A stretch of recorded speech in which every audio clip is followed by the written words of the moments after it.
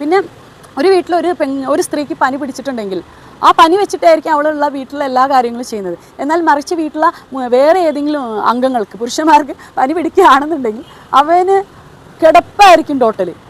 അസുഖം പഠിച്ചിട്ടുള്ള സ്ത്രീകൾക്ക് റെസ്റ്റ് ചെയ്യാൻ പോലും കഴിയാറില്ല. വാസ്തവത്തിൽ ഇവരുടെ അസുഖം കൂടെ വെച്ചിട്ടാണ് പലപ്പോഴും ജോലി ചെയ്യാറുള്ളത്. ഞാനടക്കമുള്ള സ്ത്രീകൾ, ഞാൻ പോലും ഇതിൽ നിന്നും വിഭിന്നയല്ല.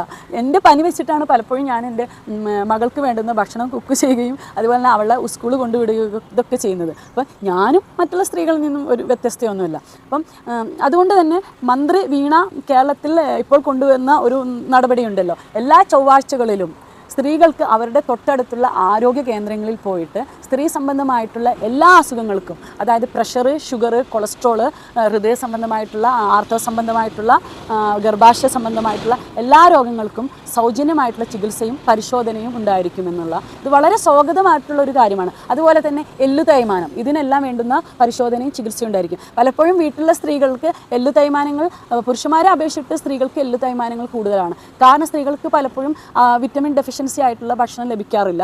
കാൽസ്യം വളരെ ഇമ്പോർട്ടൻ്റ് ആണ്. ഒരു വയസ്സ് കഴിഞ്ഞാൽ 40 വയസ്സ് കഴിഞ്ഞിട്ടുള്ള സ്ത്രീകൾക്ക് പലപ്പോഴും അത് അവർ വേണ്ട ശ്രദ്ധ പുലർത്താറില്ല. അതുമാത്രമല്ല വീട്ടിനുള്ളിൽ സ്ത്രീകൾ അടുക്കളയ്ക്കുള്ളിൽ നടന്ന് അവളുടെ എല്ലുകളെല്ലാം ഒരു പരുവം തേയ്മാനത്തിൽ എത്തിച്ചേർന്നിട്ടുണ്ടായിരിക്കും. മിക്കവാറും ഒരു 40 വയസ്സ്, 35 വയസ്സ്, 45 വയസ്സായിട്ടുള്ള എല്ലാ സ്ത്രീകൾക്കും. അപ്പം ഇത് ശരിക്കും സ്ത്രീകളെ സംബന്ധിച്ചിടത്തോളം വളരെ സന്തോഷകരമായിട്ടുള്ള ഒരു ന്യൂസാണ്.